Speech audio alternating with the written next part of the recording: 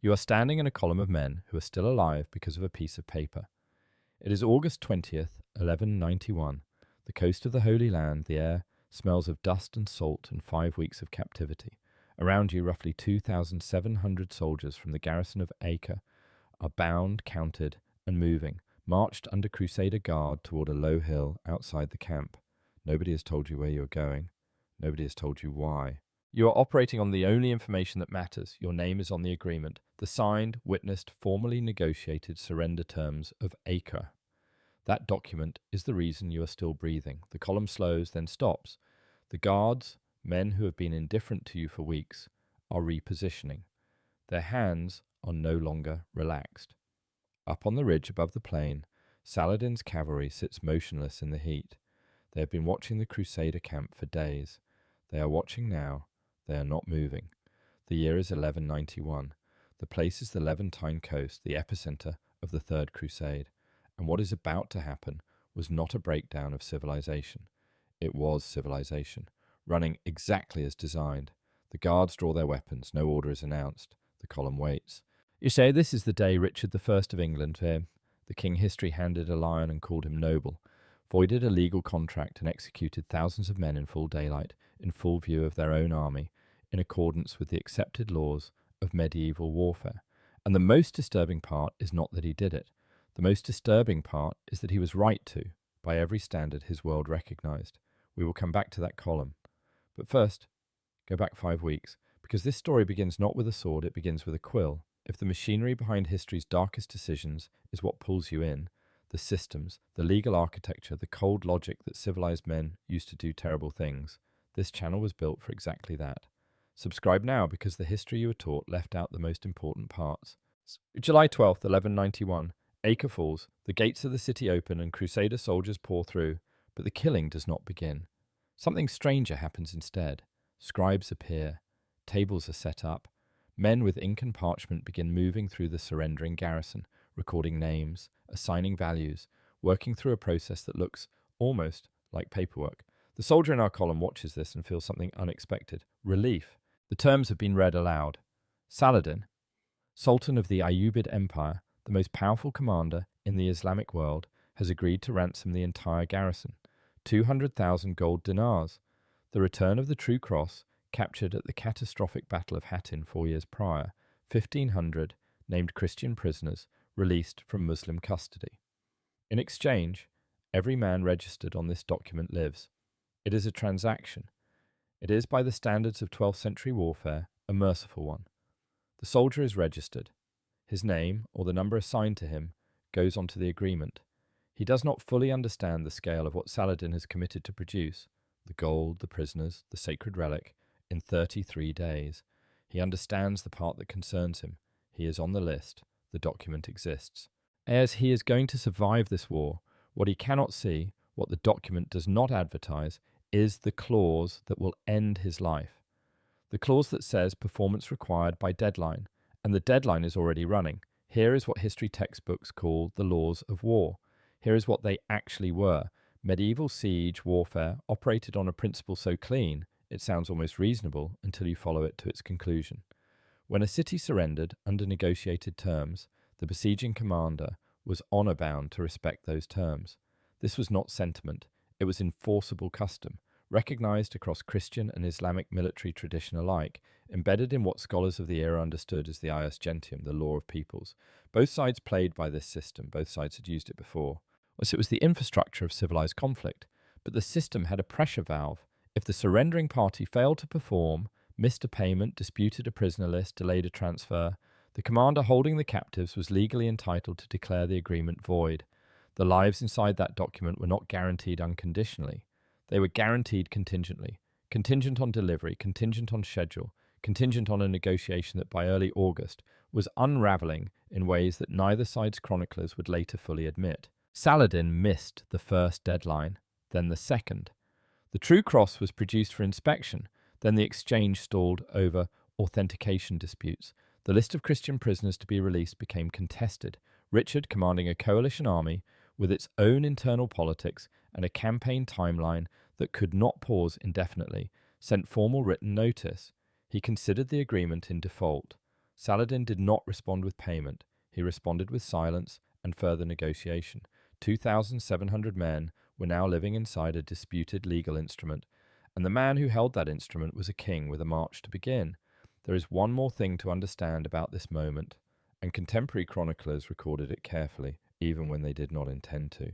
Richard's decision to move south toward Jerusalem was not optional. The crusade had a military logic of its own. Every week spent garrisoning Acre with a prisoner population of nearly 3,000 men meant guards pulled from the fighting force, supply lines stretched, momentum lost. The Itinerarium Peregrinorum, the principal Latin chronicle of this campaign, does not describe what happened next as a loss of control. It describes it as a command decision. That distinction matters enormously. Now go to the ridge, because someone was watching all of this, and he wrote it down. Baha ad-Din ibn Shaddad was not a soldier. He was Saladin's personal secretary, a scholar and administrator who travelled with the Sultan's court and recorded what he saw with the particular precision of a man who understood that history would want to know. On the days leading up to August 20th, Ibn Shaddad noted something from his position in the Muslim camp above the plain: unusual movement in the Crusader encampment, prisoners being organised, guards repositioning, a stillness settling over the camp that felt, to a trained observer, like preparation rather than routine. He also recorded something that Richard's chroniclers would handle more carefully. Negotiations were still technically active on the morning of August 20th. A message had been sent from Saladin's camp. The channel was not closed. Ibn Shaddad watched the column form and begin to move. He watched it stop at the hill called Ayyadieh. He watched the guard step back. He wrote that what followed was visible from the ridge, the full sequence of it, in daylight unhidden. He did not look away. What he also recorded at Ayyadieh, without fully explaining it, was that Saladin's cavalry, thousands of mounted soldiers with a clear view of the plain below, moved toward the site, and then stopped. They did not charge. Why an army watched its own men and held position is a question Ibn Shaddad raises and does not answer. The answer, when it comes, will reframe everything you think you understand about who bears responsibility for what happened on that hill. Here is the reframe. Here is the part that changes everything. You have been watching this story as a story about Richard, a king with an army, a deadline, and a decision. That framing is not wrong, but it is incomplete in a way that the historical record, if you read both sides of it, will not allow you to maintain, because Saladin was not a passive party to this agreement. He was an architect of it, and his conduct during those 5 weeks was not the behaviour of a man desperately trying to honour his word. Historians have argued this question for decades, and the debate has never fully resolved. Was Saladin genuinely unable to assemble the ransom on schedule, the gold, the prisoners, the cross, or was he deliberately stalling, using delay as a military instrument to slow Richard's march south and buy time for his own repositioning? Both possibilities exist in the record. Neither one is comfortable. If Saladin was stalling, then the 2,700 men in that column were not prisoners awaiting rescue. They were leverage, kept alive not as an act of mercy, but as a strategic asset, their survival contingent on a negotiation Saladin was prolonging for his own purposes. Their lives were the delay mechanism. If Saladin was genuinely struggling to perform, then he failed to communicate that failure with enough clarity and urgency to prevent Richard from concluding that the agreement had been abandoned. In either case, the men in the column were instruments of a strategy neither side announced to them. The document that was supposed to save them was written by two commanders who each calculated that the other would move first. Neither moved. The prisoners paid the cost of that shared miscalculation. And then, after the executions, Saladin ordered the killing of Christian prisoners held in his own custody. Not all of them. He retained some as future leverage, which is itself a revelation about how this system thought about human life. But enough were executed that the record is unambiguous. The cycle completed itself on both sides of the ridge. One set of executions is remembered as Richard's darkest hour. The other is a footnote. That asymmetry is not an accident of history, it is a product of who wrote the histories that survived. Now comes the document itself, the paper trail that Richard's own chroniclers left behind, and what it reveals about how a massacre gets recorded when the people recording it approved of it. The Itinerarium Peregrinorum et Gesta Regis Ricardi does not bury what happened at Ayyadieh. It does not lower its voice or change the subject. It justifies the executions in the precise legal vocabulary of siege capitulation law. The agreement was in default. The commander acted within his authority. The language is procedural, almost administrative, which is exactly the point. Richard's camp did not experience this as a crime requiring concealment. They experienced it as a command decision requiring documentation. What is striking, reading this chronicle carefully, is the structure of its justification. The itinerarium devotes considerable space to explaining why the executions were lawful, the missed deadlines, the contested terms, the formal notice of default. Contemporary scholars who examine this kind of over-explanation understand it as a signal. When a document argues at length for the legitimacy of an action that its authors considered unambiguous, something more complicated is usually present. Even within Richard's own coalition, it appears, there were men who sensed that what happened at Ayyadieh sat at the outer edge of what the system was designed to authorize. Richard sent a formal message to Saladin after the executions. Its exact wording does not survive. Multiple chronicles reference it. And its substance was legal notification. The contract had been voided, the action taken, the matter closed. He considered the accounting complete. The itinerarium did not agree that it was closed. It kept writing. There is a category of person that siege warfare agreements did not cover. The chronicles do not dwell on them. They appear at the edges of the record, unnamed, uncounted, assigned no legal status within the capitulation terms. They are the families of the garrison soldiers. The women, children, and servants who had lived inside Acre's walls through the siege, who watched the city fall, and who were separated from the men when the registration tables appeared. The agreement was specific in its scope. It covered the garrison, the fighting men, the registered soldiers, the bodies that could be assigned a ransom value. But the civilian population of the city occupied a different legal category entirely. Some were expelled, some were retained by the Crusader garrison as the city was converted into a military headquarters. Some disappear from the historical record in ways that the surviving chronicles do not explain and do not appear to have considered worth explaining. This chapter is about what is not in the sources, because the absences in a historical record are not neutral. They are decisions made by the people who held the quills. Inside Acre, after the column departed, a woman waits. She is not a named figure. She cannot be. The women of Acre's garrison families left no chronicles, no letters, no formal accounts. They were not Ibn Shaddad, positioned on a ridge with ink and a sense of posterity. They were not Richard's secretaries, tasked with documenting the legal justifications for command decisions. They were people to whom history assigned no apparatus for self-recording, and so they exist in the record only as categories: civilian population, non-combatants, dependents. She knows about the agreement. She knows her husband's name is on it. She knows the ransom negotiation has been ongoing, that payments are late, that the terms are disputed. But disputes get resolved. Documents exist for exactly this purpose. She is waiting for the column to come back.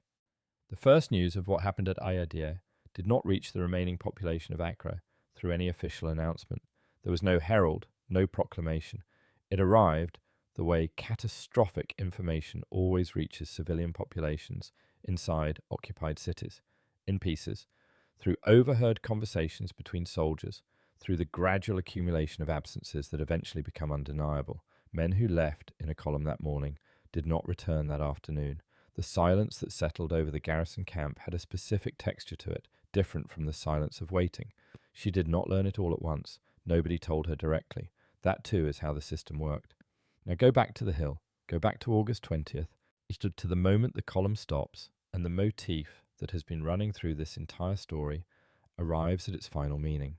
The written agreement, the document that opened this story as the architecture of hope, the civilized instrument that separated war from chaos, is present at Ayyadieh in the only way it can be now, by its absence. No herald reads the terms aloud before the executions begin. No clause is formally invoked or revoked. The agreement is not ceremonially torn or burned. It is simply no longer operative. It expired in the accounting systems of two commanders, and its expiration was communicated not through language, but through the repositioning of guards and the stillness of a column that has stopped moving. Ibn Shaddad's chronicle records that the sequence was visible from the ridge in its full extent. He uses the word orderly.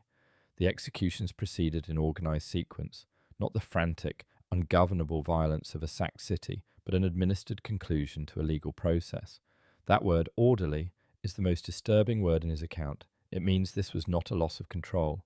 It was the system functioning at maximum efficiency. This is the point at which the chivalric code and the military code reveal themselves as the same code. The rule that said a knight honours his agreements and the rule that said a commander may void a defaulted contract were not in tension with each other. They were clauses in the same document. The agreement was always conditional. The massacre was always latent inside its terms, waiting for a deadline to pass. The central question this story has been carrying, was there ever a version of this agreement that could have saved them, resolves here at the worst possible cost. No, the document was a countdown from the moment the ink dried.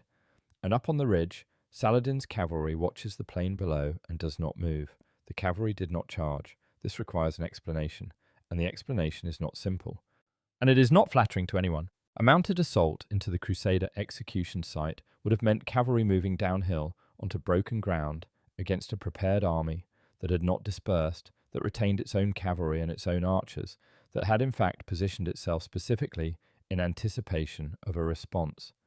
The executions proceeded faster than any relief force could have interdicted them. The military calculus of non-intervention was, by the logic of 12th century command, defensible. Saladin's generals were not cowards. They were commanders running the same arithmetic that Richard had run. The arithmetic said, a charge saves almost no one and costs hundreds of your own men. The arithmetic won. Within days of August 20th, Saladin ordered retaliatory executions of Christian prisoners in his custody. The chronicles document this. Well, not all were killed. Some were retained, because living prisoners retain strategic value, which tells you everything you need to know about how this system priced human life. But enough were executed that the moral symmetry of the event is recorded on both sides. Two sets of killings, two commanders operating within the same framework, one remembered as a defining atrocity, one filed under the general category of wartime reprisal. Richard's army began its march south within days of the executions. The logistical problem, 2,700 prisoners requiring guards, supply lines, and administrative overhead, had been resolved. The timeline held, the crusade moved, and Richard came within miles of Jerusalem. He could see it, by some accounts, from the hills above the coastal plain. He turned back. The city was never taken. Yes, the campaign, the massacre at Ayyadieh, was designed to accelerate, ultimately failed the single objective it existed to achieve. The accounting never balanced. It never does. If you have stayed with this story to its end, you already understand what this channel is for. The systems underneath history, the machinery that civilized people built and then agreed not to look at too directly. If that is the history you want, subscribe now. Every video on this channel is built the same way. Find the document, follow the logic, and refuse to look away. 8 centuries of Richard's legacy handled Ayyadieh in 2 moves. First, justification. The legal framework was invoked. The defaulted contract cited, the military necessity affirmed. This framing was not invented by admirers. It was written by his own chroniclers within decades of the event. Second, deprioritization, as Richard's legend calcified around Arsuf, around his captivity in Austria, around the romantic image of the absent Crusader king, the hill at Ayyadieh receded. Victorian England, which needed Richard to mean something about martial nobility and Christian valour, finished the work. The system that produced the massacre was never examined. Only the man was celebrated or condemned, depending on the century and the politics of the commentator. The surrender document of Acre does not survive as a physical object. It was not a monument, it was a working instrument, a dog produced, contested, superseded, and discarded. No one preserved it. The most consequential piece of paper in Richard's crusade exists now only as an inference, reconstructed from the chronicles that referenced it, the deadlines that were recorded, and the 2,700 men whose deaths confirm that it once existed and that it expired. The system that wrote that document did not die at Ayyadieh. It continued for another 3 centuries, operating inside every siege, every capitulation, every signed agreement between commanders who each believed the other would perform. The massacre was not an exception the system failed to prevent. It was a result the system was always capable of producing, given the right combination of missed deadlines and military urgency. History did not bury what happened on that hill. It filed it, under necessity, under procedure, under the cold, legible logic of a framework that both sides agreed to enter, and that neither side designed to be merciful. The document promised life. The document had clauses, and the clauses in the end were the point.